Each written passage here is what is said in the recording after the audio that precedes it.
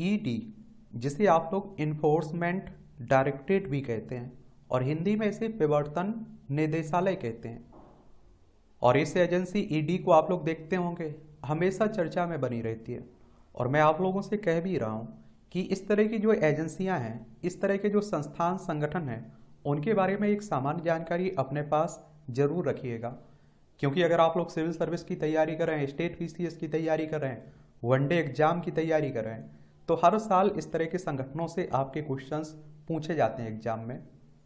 आज हम लोग ईडी के बारे में विस्तार से चर्चा कर लेते हैं, इसके बारे में एक सामान्य जानकारी देख लेते हैं। देखिए, अगर आप लोगों से पूछे कि ईडी की स्थापना कब हुई थी, तो आपको बता दूं कि इसकी स्थापना 1 मई 1956 को हुई थी। और जब विदेशी मुद्रा विनिमय अधिनियम 1947 के तहत विनिमय नियंत्रण कानूनों के उल्लंघन से निपटने के लिए आर्थिक मामलों के विभाग के भीतर एक प्रवर्तन इकाई का गठन किया गया था।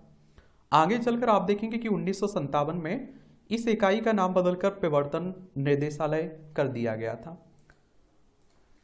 और प्रवर्तन निदेशालय यानी कि ईडी एक बहु अनुशासनात्मक संगठन है जो मनी लॉन्ड्रिंग, देखिए मनी लॉन्ड्रिंग शब्द आजकल आप लोग काफी चर्चा में भी देखते होंगे अक्सर। तो देखिए, मनी लॉन्ड्रिंग कहने का सीधा सा मतलब आप लोग समझिए, काले धन को वैध बनाना ही मनी लॉन्ड्रिंग है। यानी कि कहने का मतलब आप समझ रहे हैं कि मनी लॉन्ड्रिंग से मतलब है कि अवैध तरीके से आप कमाई करिए और फिर आप देखते हैं कि उसे वैध तरीके में बदल लीजिए। कोई आप लोग संपत्ति खरीद लीजिए, कोई आप देखिए वाहन खरीद लीजिए, तो उसी की बात होती है। और मनी लॉन्ड्रिंग शब्द की उत्पत्ति संयुक्त राज्य अमेरिका में माफिया समूह से उत्पन्न हुई थी। और माफिया समूह ने जबरन वसूली और आप देखेंगे कि जुआ इत्यादि से भारी मात्रा में कमाई की थी और इस वैध पैसे को वैध स्रोत के रूप में दिखाया था। यहीं से आप देखेंगे मनी लॉन्ड्रिंग शब्द निकला हुआ है।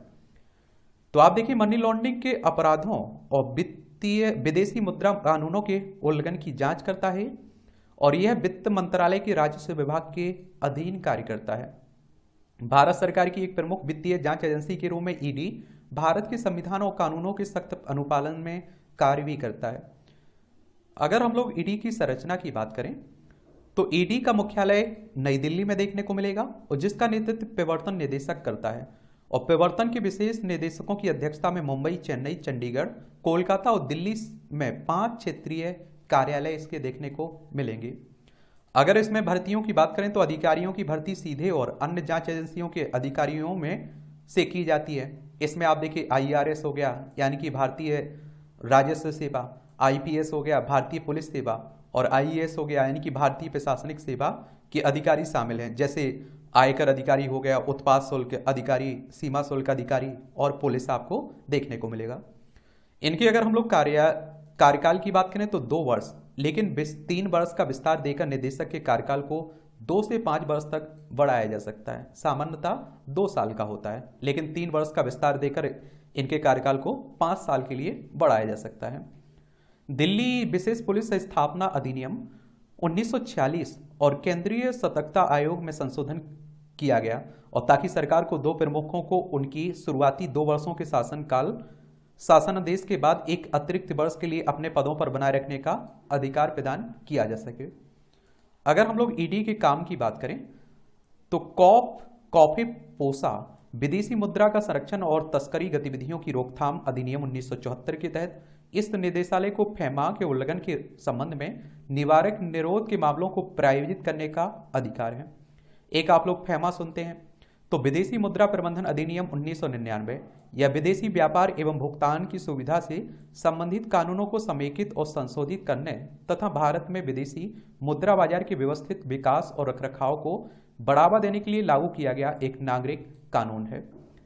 और ईडी को विदेशी मुद्रा कानूनों और नियमों के उल्लंघन की जांच करने और कानूनों का उल्लंघन करने वालों पर निर्णय लेने तथा उन पर जुर्माना लगाने का उत्तरदायित्व भी सौंपा गया है।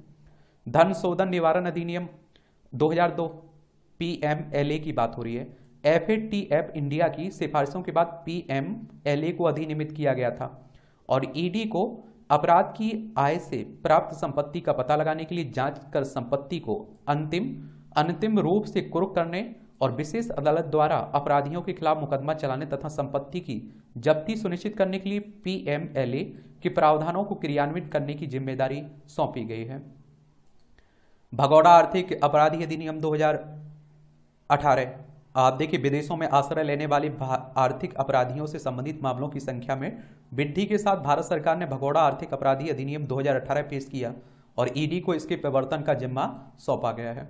आप देखते हैं कि भारत से लूटते हैं, अवैध तरीके से आय करते हैं और फिर दूसरे देशों में जाकर छिप जाते हैं, बैठ जाते हैं। तो उन्हीं के लिए एक तरह से इसे लाया गया। यह कानून आर्थिक अपराधियों को भारतीय अदालतों के अधिकार क्षेत्र से बाहर रहकर भारतीय कानून की प्रक्रिया से बचने से रोकने के लिए बनाया गया था और इस कानून के तहत ईडी को उन भगोड़े आर्थिक अपराधियों की संपत्ति को कुर्क करना अनिवार्य है जो गिरफ्तारी का वारंट लेकर भारत से भाग गए और केंद्र सरकार को उनकी संपत्तियों को जब्त करने का प्रावधान है। और आप देखिए, ईडी से संबंधित कुछ मुद्दे हैं। शक्ति का दुरुपयोग, तो ईडी के पास मनी लॉन्ड्रिंग जैसे आर्थिक अपराधों की जांच करने की शक्ति और विवेकाधिकार है। उन्हें राजनेताओं या फिर सरकारी अधिकारियों पर मुकदमा चलाने के लिए सरकार से अनुमति की आवश्यकता नहीं होती है। हालांकि इस शक्ति का दुरुपयोग किया गया है क्योंकि मामूली अपराधों को भी पीएमएलए के दायरे में लाया जाने लगा है, और जबकि इसका मूल उद्देश्य नशीले पदार्थों की तस्करी से संबंधित मनी लॉन्ड्रिंग को रोकना था। और कई बार आप देखते हैं कि इसके दुरुपयोग की बातें भी होती रहती हैं कि दूसरे विपक्षियों पर सरकार सत्ता पक्ष के द्वारा उपयोग किया जाता है ईडी का। पारदर्शिता की कमी, तो ईडी जांच के लिए मामलों का चयन कैसे करता है, इस संबंध में भी पारदर्शिता की कमी है और अक्सर इसे विपक्षी दलों को लक्षित करने के लिए जाना जाता है। जैसे अभी वर्तमान में आप लोग देख लीजिए या इसके पहले आप लोग जो सरकार थी उसे देख लीजिए, आपने देखा होगा कि अक्सर ईडी का उपयोग विपक्षी नेताओं के लिए होता है, तो उसका भी दुरुपयोग की बात होती रहती है। ईडी द्वारा दर्ज मामलों में दोष सिद्धि की दर बहुत कम है, लेकिन मीडिया ट्रायल के चलते अभियुक्तों की प्रतिष्ठा दोष सिद्ध होने पहले ही खराब हो जाती है। यानी कि आप देखिए, ईडी ने किसी को गिरफ्तार किया, किसी पर केस किया और मीडिया ऐसे आप देखते हैं कि उसे दोषी ही बता देती है, तो उसी को लेकर बात हो रही है। 2005 से लेकर 2013-14 की भी दोष सिद्धि की दर 0 थी और 2014-15 और तथा वर्ष 2021-22 के बीच ईडी द्वारा दर्ज किए गए कुल 888 मामलों में से केवल 23 मामलों में ही दोष सिद्धि हो सकी है। यानी कि आप समझ रहे हैं, 888 मामले दर्ज हुए थे जिसमें से सही मामले पाए गए केवल 23। तो आप समझ सकते हैं कि इसका दुरुपयोग होता है या नहीं। राजनीतिक पक्षपात का भी आरोप लगता है इस पर। कुछ मामले में ऐसे आरोप भी सामने आए हैं कि सत्ताधारी दल में सम्मिलित हो जाने के वाले राजनीतिक व्यक्तियों के साथ ईडी ने अनुकूल व्यवहार किया है। कुछ मामलों में इन व्यक्तियों को कथित तौर पर या तो क्लीन चिट दे दी गई या फिर ईडी ने मनी लॉन्ड्रिंग जैसे आर्थिक अपराधों में अपनी जांच प्रक्रिया को काफी धीमा कर दिया। अभी सत्ता पक्ष में आप देखिए, विपक्ष के कई नेता शामिल हो चुके हैं जिन पर आप देखते हैं कि ईडी जांच कर रही थी, उनके मालूम ही नहीं कि आगे क्या होगा। ईडी अब उन्हें बुला रही है या नहीं कि केस खत्म हो गया। तो इस तरह के आरोप भी लगते हैं। इन आरोपों ने ईडी की कार्रवाइयों में संभावित राजनीतिक पक्षपात और स्वतंत्रता की कमी जैसी चिंताओं को भी उजागर किया है। तो ये बातें भी होती रहती हैं और विपक्ष अक्सर आप लोग देखते होंगे कि इस पर आरोप लगाते हैं कि सरकार इसका दुरुपयोग कर रही है, सत्ता पक्ष इसका दुरुपयोग कर रही है ईडी का। आप लोग क्या सोचते हैं? आसपास के मामलों को देखकर न्यूज़पेपरों को पढ़ते रहते होंगे, तो आप लोगों को भी तो इतना जानकारी होगी कि इसका उपयोग हो रहा है कि दुरुपयोग हो रहा है। ये कहना भी गलत है कि हर केस में इसका दुरुपयोग होता है, क्योंकि आप देखते हैं कि बहुत सारे सही भी पाए जाते हैं। चलिए, आप क्या सोचते हैं? आप लोग अपनी राय जरूर दीजिएगा इस पर।